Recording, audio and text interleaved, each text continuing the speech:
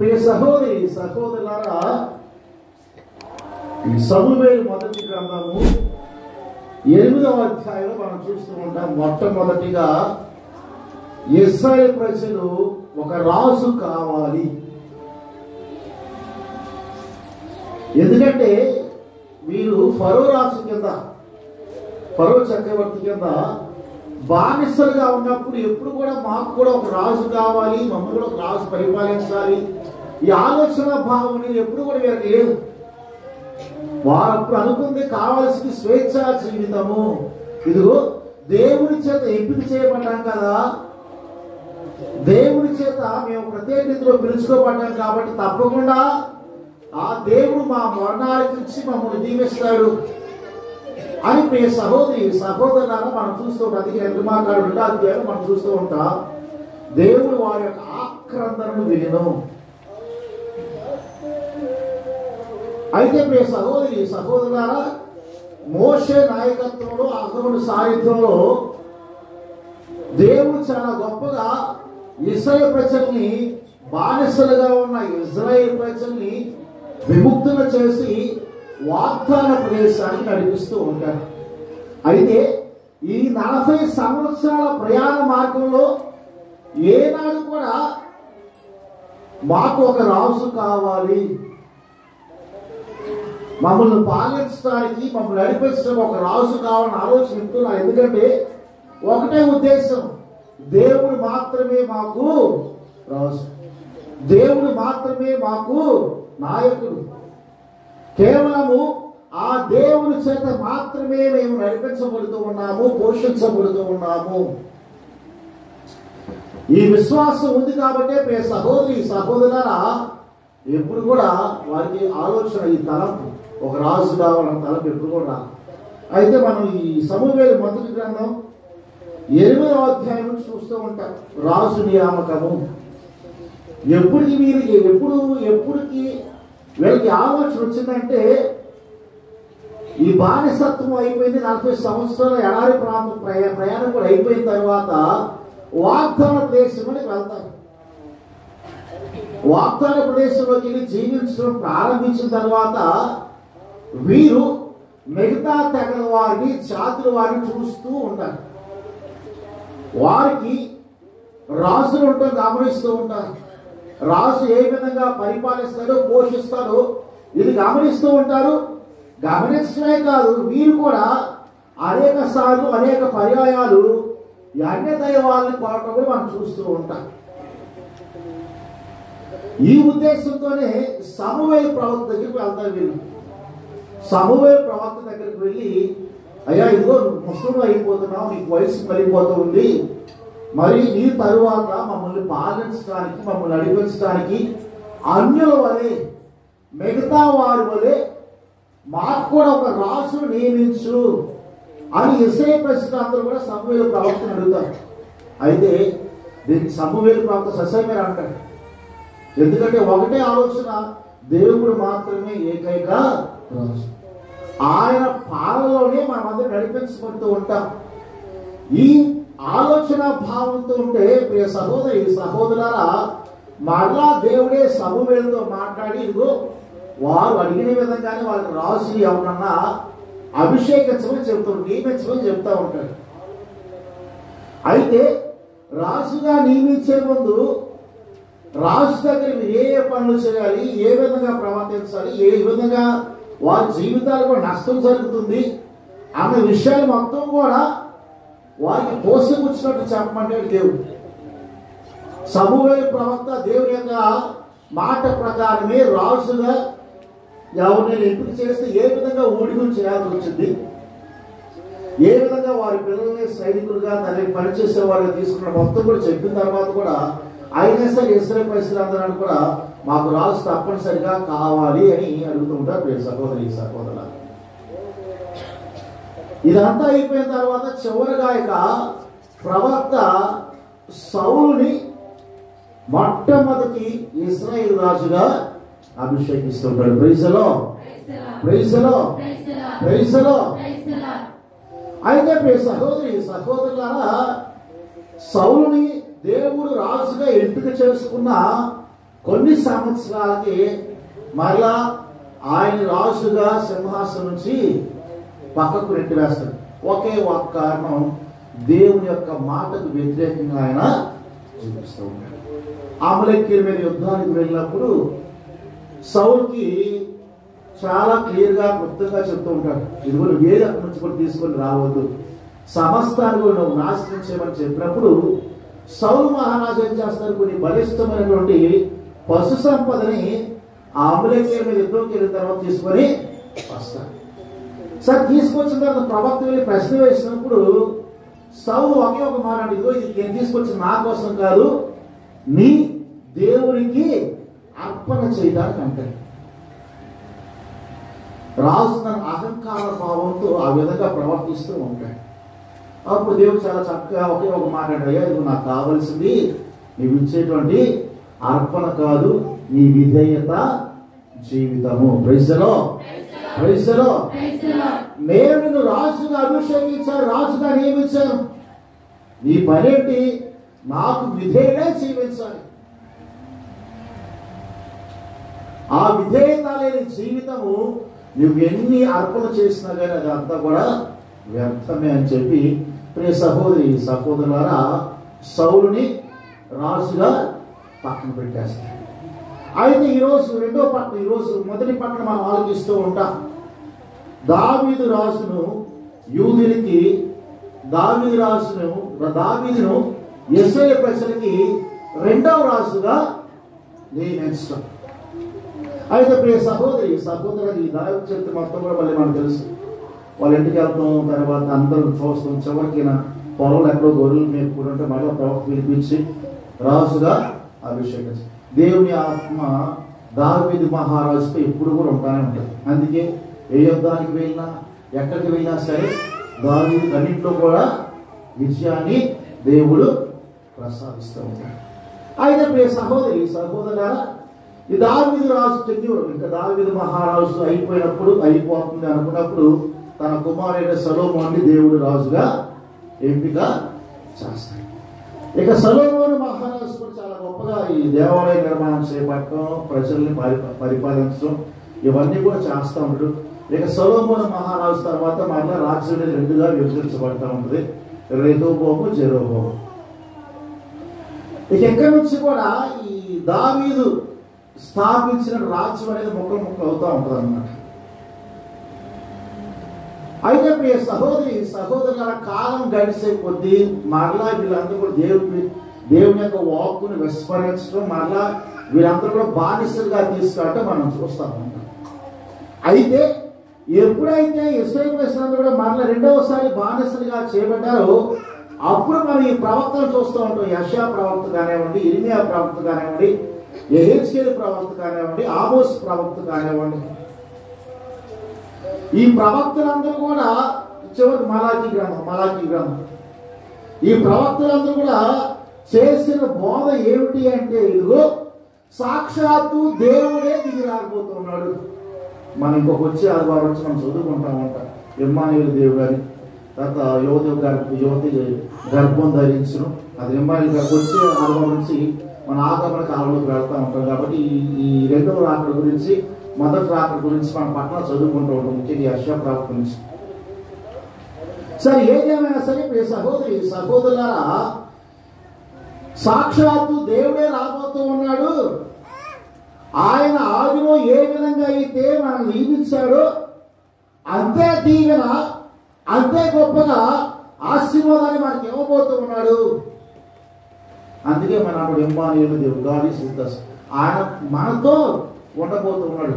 దీని అనుసారంగానే మనం చూస్తాం. యోహాను శుభవార్త ఆదిలో వాక్కు ఉండి, ఆ వాక్కు దేవుడు వద్ద ఉండి, ఆ వాక్కు దేవుడే ఉండేను, ఆ వాక్కు మానవుడే మన మధ్య నివసించసాగాను.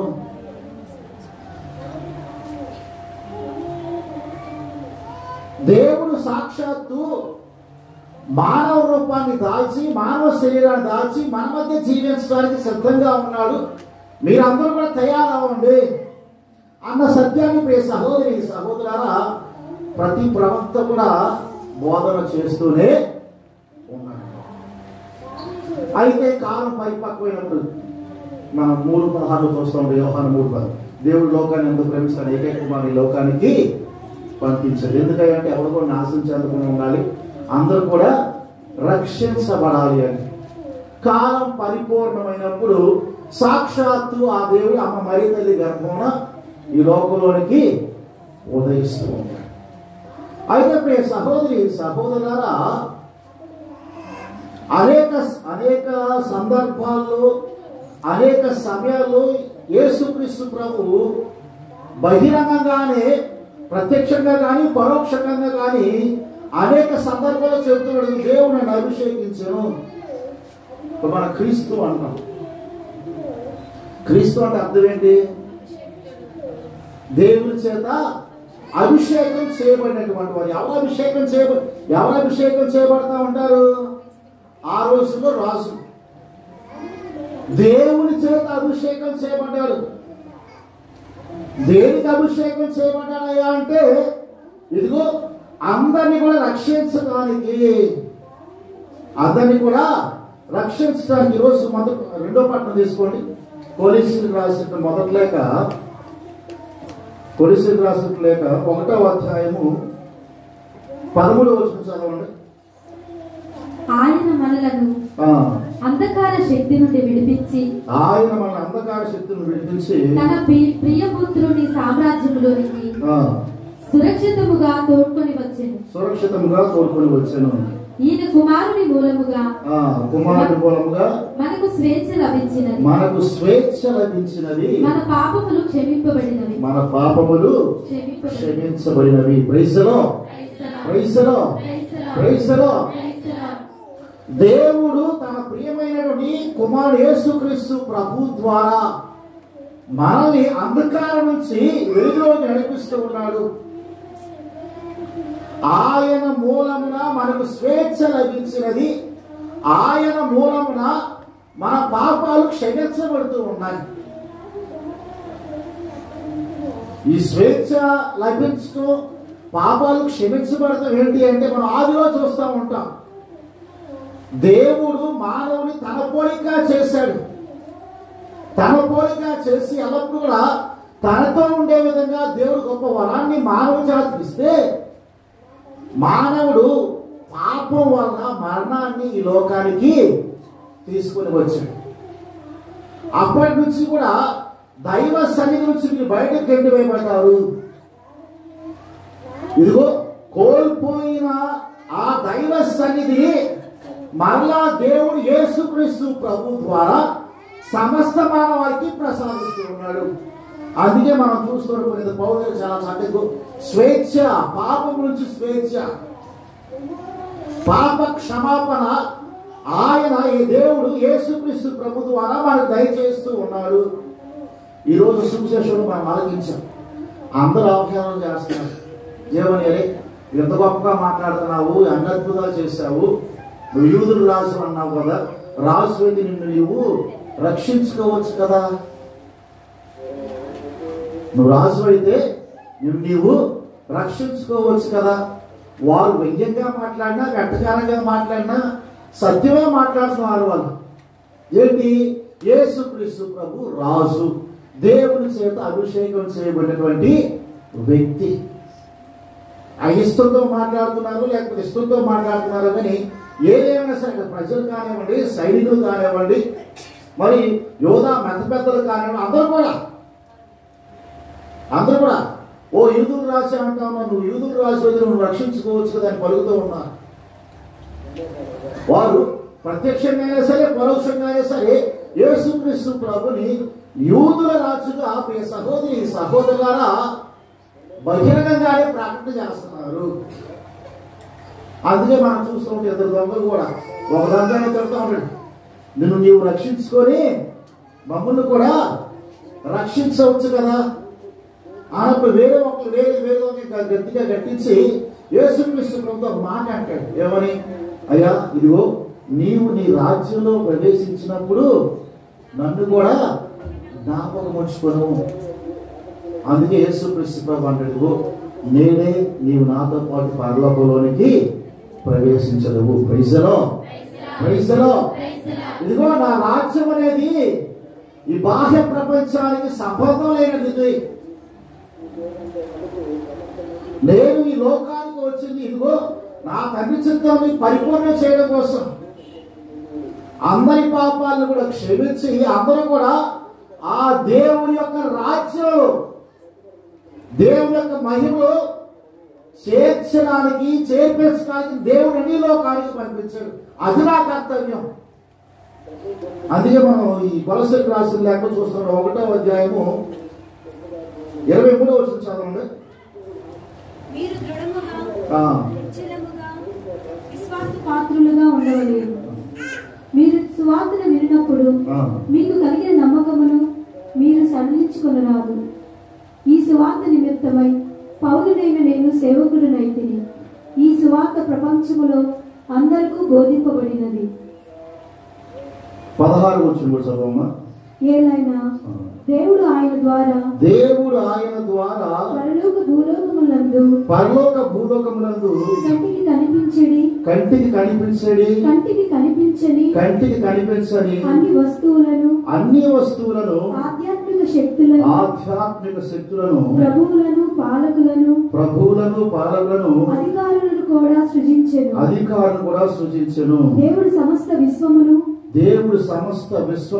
ఆయన ద్వారా ఆయన కొరకు సృష్టించెను. Praise the Lord. ప్రియ సహోదరి సహోదరులారా, సమస్తము కూడా ఆయన కొరకు ఆయన ద్వారా సృష్టించబడ్డాయి. అందుకే సాక్షాత్తు ఆయనే ఈ లోకానికి దిగొచ్చి అంతటిని కూడా రక్షిస్తూ ఉన్నాడు. అందుకే ఏ వ్యక్తి అయితే ఆ శిలువ మరణాన్ని విశ్వసిస్తూ ఉంటాడో ఆ శిలువ మరణం ద్వారా నాకు విజయం వస్తూ ఉంటుంది. యేసుక్రీస్తు ప్రభు శిలువ మరణించి నాకు విజయాన్ని ప్రసాదిస్తూ ఉంటాడు అనే విశ్వాసాన్ని ఏ వ్యక్తి అయితే వ్యక్తపరుస్తారో అటువంటి ప్రతి ఒక్కరు కూడా దీవించబడుతూ ఉంటారు, ఆశీర్వదించబడుతుంటారు. మీ సహోదరి సహోదరులారా, సాధారణంగా మనం చూస్తూ ఉంటాం ఈ రాజులు ఈ యుద్ధాలు మనం ఆలోచన చేసినప్పుడు చరిత్ర చూసుకున్నప్పుడు రాజు కన్నా ముందు ఎవరు ప్రాణం పణంగా పెట్టి యుద్ధం చేస్తారు? ఎవరు వెళ్తారు? ముందు సైనికులు వెళ్తారు. చివరిగా వెళ్ళేది ఎవరు? చివరిగా వెళ్ళేది రాజు. మనం ఏ చరిత్ర చూసుకున్నా ఏ సినిమా చూసుకున్నా సరే ఆ రాజుని కట్టుకట్టుగా ఉంచుతారు. ఒక బంగ్లాలో ఉండి అది వాడలో ఆయన ముందు వేల సంఖ్యలో ఈ సైనికులు ఉంటారు. వీళ్ళందరూ చచ్చిపోయిన తర్వాతే లేదా వీళ్ళందరూ దాటుకుని రాజు దగ్గరికి రావాలి. ఎందుకంటే రాజును చంపేస్తే యుద్ధం అనేది అయిపోతుంది. ప్రియ సహోదరి సహోదరానికి భిన్నంగా యేసుక్రీస్తు ప్రభు ప్రవర్తిస్తూ ఉన్నాడు. ఇక్కడ అందరూ బ్రతకాలి, అందరూ కూడా మళ్ళా జీవంతో ఉండాలి అని నీ కోసం నా కోసం తన ప్రాణాన్నే పణంగా పెట్టాడు యేసుక్రీస్తు ప్రభువు. అందుకే ఆయన శిలువ మరణం ద్వారా ప్రతి ఒక్కరు కూడా రక్షించబడుతున్నారు. ఏ వ్యక్తి అయితే ఆయన శిలువ వంక చూసి ప్రార్థన చేస్తాడో, ఏ వ్యక్తి అయితే ఆయన శిలువ మరణం పట్ల విశ్వాసాన్ని వ్యక్తపరుస్తారో అటువంటి ప్రతి వ్యక్తి కూడా దీవించబడుతూ ఉంటాడు, ఆశీర్వదించబడుతూ ఉంటాడు. మనందరి పాపం కోసం, మనందరి పాపాల పరిహారం కోసం యేసుక్రీస్తు ప్రభు ప్రియ సహోదరి సహోదరులారా ఆ శిలువ పైన మరణించాడు. అందుకే మనం గెలిచిపోయిన అప్పుడు యేసుక్రీస్తు ప్రార్థన చేస్తాడు. అయ్యో ఈ శిలువ భారాన్ని నేను పోయలేనేమో, ఈ పానపాత్ర నేను పానం చేయలేనేమో అని దేవుడిని ప్రార్థన చేస్తూనే మళ్ళా చివరిలో ఒక మాట అంటే యేసుక్రీస్తు ప్రభువు నా చిత్తం కాదు నీ చిత్తం చొప్పునే జరుగుగా. ఈ నా శిలువ మరణం ద్వారా అందరూ కూడా రక్షించబడాలి అని నువ్వు ఆలోచన చేస్తే ఆ ఆలోచన ప్రకారమే ఇది జరుగుగాక.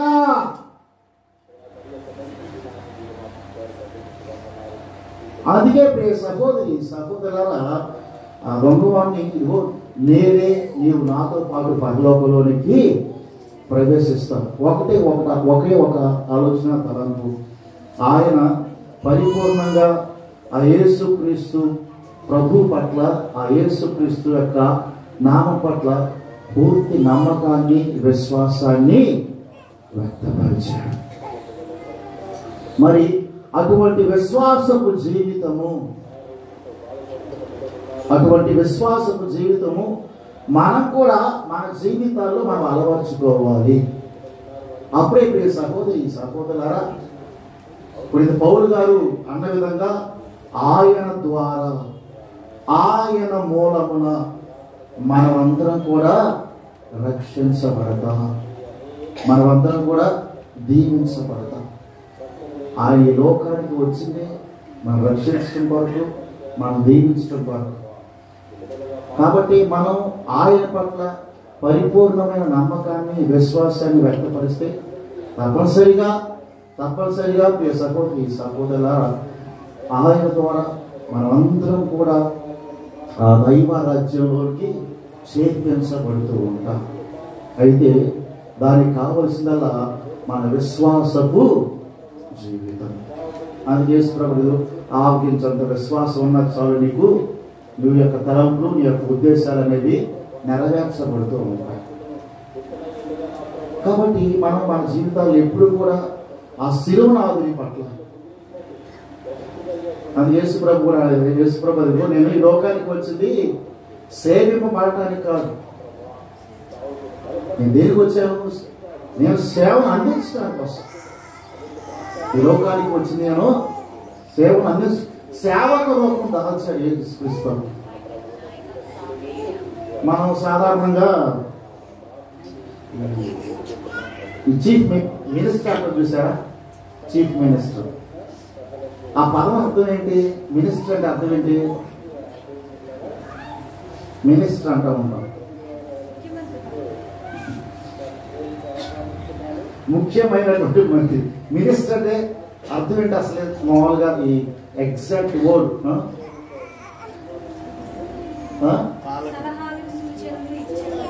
పాలకుడు, మనం అలాగే అనుకుంటా ఉంటాం. మినిస్టర్ అంటే మినిస్టర్స్, వన్ హూ సర్వ్స్, సేవించేవాడు, ప్రధాన సేవకుడు. ముఖ్యమంత్రి ఎగ్జాక్ట్ వర్డ్ మనం చెప్పాలంటే ప్రధానమైనటువంటి సేవకుడు. ఎవరికి సేవకుడు? ప్రజలకు సేవకుడు. అందుకే మీరు ముఖ్యమంత్రి ప్రమాణం చేసినప్పుడు చూడండి, ఆ ప్రమాణం చేసినప్పుడు మంత్రులందరూ కూడా ఆ పదాలే ఉపయోగించబడతా ఉంటాయి. కాకపోతే దాని భిన్నంగా జీవిస్తూ ఉంటారు మనల్ని. ఎలా చీఫ్ మినిస్టర్ ప్రధాన సేవకుడు అంటే ఎక్కడో ఉండేవాడు, అఫీషియల్గా ఉండడు అంతే. దానికి భిన్నంగా పోయే సహోదరి సహోదరుల యేసుక్రీస్తు ప్రభు, అది మన ఫిలిప్పీయులకు రాసిన లేఖలో చూస్తూ ఉంటాం, 2వ అధ్యాయంలో చూస్తూ ఉంటాం. ఇదిగో ఆయన దైవత్వం సంపూర్ణంగా కలిగిన వ్యక్తి అయినా సరే సేవకులకు శరీరాన్ని దాచి విధేయుడే జీవించాడు. అక్కడి వరకు శిలువ మరణం వరకు కూడా విధేయుడే జీవించాడు. ఎందుకని ఆ శిలువ మరణం వరకు విధేయుడే జీవించాడంటే అందరూ కూడా రక్షించబడాలి, అందరూ కూడా దీవించబడాలి, అందరూ కూడా ఆశీర్వించబడాలి. కోల్పోయినటువంటి దైవ సన్నిధిని, ఆ దైవ ప్రేమను మరలా అందరూ పొందుకోవాలి. ఇది దైవ కుమారుని యొక్క కార్యం. ఆయన లోకానికి వచ్చింది అందరూ కూడా దీవించబడాలి, ఆశీర్వించబడాలి. ఏ విధంగా? ఇదిగో తన సేవను అందించడం ద్వారా. అందుకే యేసుక్రీస్తు ప్రభు ఇప్పుడు మీకు గమనించినట్లయితే యోహాను సువార్త 5వ అధ్యాయం మనం చూస్తూ ఉంటాం. 5,000 మందికి ఆహారం ప్రసాదించిన తర్వాత ఈ ప్రజలందరూ కూడా ఏమనుకుంటాడు, ఇదిగో ఈయన నిజంగానే ప్రవక్తని తలంచి తర్వాత ఏం చేయాలనుకుంటారు? యేసుక్రీస్తు ప్రభుని రాజుగా చేయాలనుకుంటారు. అప్పుడు యేసుక్రీస్తు ప్రభు ఏం చేస్తాడు? వెంటనే ఆ ప్రదేశం నుంచి వెళ్ళిపోతాడు. అరే నేను ఈ లోకానికి వచ్చింది సేవను అందించడం వరకు, అంతే తప్ప ఏదో అధికారం కోసం కాదు నేను వచ్చింది, ఏదో అంతస్తు కోసం కాదు. మీ ఆలోచన తప్పుగా ఉంది. అటువంటి జీవితం కాదు నేను జీవించడానికి లోకానికి వచ్చింది. నా ద్వారా, నా సేవ ద్వారా మీరందరూ కూడా పోగొట్టుకున్నటువంటి ఆ దైవ సన్నిధి మరలా మీకు లభించాలి అని ఆ దైవ ప్రేమ చూపించడానికి నేను లోకానికి వచ్చాను. ఆయన అక్కడి నుంచి వెళ్ళిపోతారు ప్రియ సహోదరి సహోదరులారా. కాబట్టి ఈరోజు ప్రత్యేక రీతిలో మనం అందరం కూడా ఈ క్రీస్తు రాజు యొక్క మహోత్సవాన్ని జరుపుకుంటాం. మనం అందరం కూడా లేదా ఆయన అనుచరులుగా, ఆయన శిష్యుడిగా, శిష్యురాలుగా జీవించాలని భావిస్తున్న మనమందరం కూడా ప్రియ సహోదరి సహోదరుల ఆయన లాగానే సేవక రూపాన్ని దాల్చి మనం కూడా మన జీవితం ద్వారా అనేక మందిని ఆ యేసుక్రీస్తు ప్రభు దగ్గరకు, ఆ శిలోనాథుని దగ్గరకు నడిపించడానికి మనం ప్రయత్నం చేయాలి.